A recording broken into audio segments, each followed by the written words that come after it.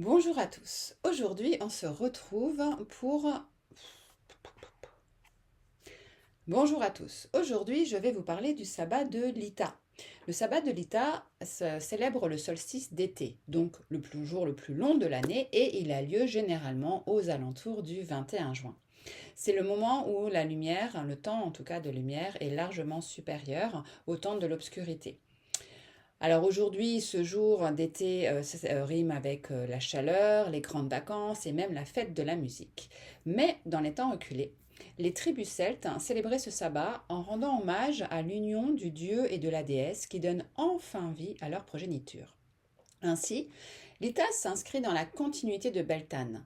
Gaïa devient la divinité de la prospérité et des moissons, représentée enceinte à cette période de l'année. L'Ita est un sabbat solaire, rempli de symboles, de force, de vitalité, l'abondance, la fécondité sont révélées, et la chaleur d'Hélios, le roi soleil, le dieu du soleil, est accueillie dans un élan vital et réchauffant.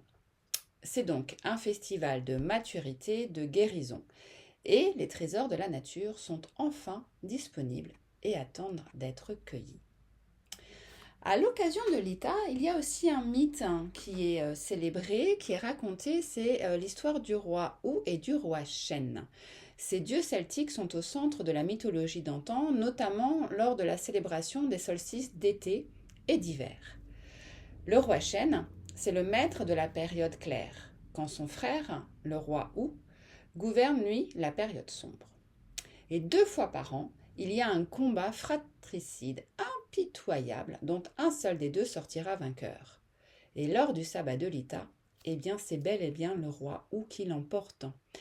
Car même si le solstice d'été représente le jour le plus long, là où il y a le plus de lumière, eh bien c'est aussi à partir de ce moment-là que la lumière va commencer à décroître et que on va commencer à rentrer dans la période sombre. Alors, il y a différentes manières de célébrer l'Ita. Déjà, on peut commencer cette belle journée par un bain de soleil et faire le plein de vitamine D, en ressentant toute la chaleur et tout l'astre solaire nous imprégner de sa vitalité, de sa force, de sa chaleur et de sa bienveillance. Bien évidemment, à cette période-là, on a envie de sortir de chez nous. Et l'état est marqué par l'extériorisation, l'envie d'aller à l'extérieur, de se réunir avec des amis, de voyager. Terminer l'introspection, les bilans personnels et les remises en question. L'esprit, on est plutôt chaleureux, fraternel, on souhaite prendre sa place dans la société et découvrir de nouvelles contrées. Donc on est surtout poussé pour aller vers l'extérieur. L'introspection, ça concerne plutôt la période sombre et l'hiver. Là, ça y est, on a de nouveau envie d'aller dehors et de partager du bon temps avec nos amis, d'être dans la nature et pourquoi pas, bien évidemment, les petites terrasses de café en plein été, c'est toujours agréable. On peut également décorer la maison des coquillages. On peut également décorer sa maison avec des coquillages, des étoiles de mer, mais aussi des épis de blé, des fleurs de tournesol. Il est également de bon augure de confectionner des réflecteurs de lumière, comme des attrape-soleil ou des suspensions de cristaux et de pierres semi-précieuses, qui, si vous les accrochez aux fenêtres ensoleillées, cela va vous permettre d'inonder en fait l'intérieur de votre maison, de votre appartement, d'une belle lumière de l'Ita. Et puis, sur notre autel, eh bien là, on va mettre tout ce qui va faire référence au soleil. Donc, ça peut être soit une nappe ou des bougies de couleur plutôt jaune, orangée, blanche, dorée.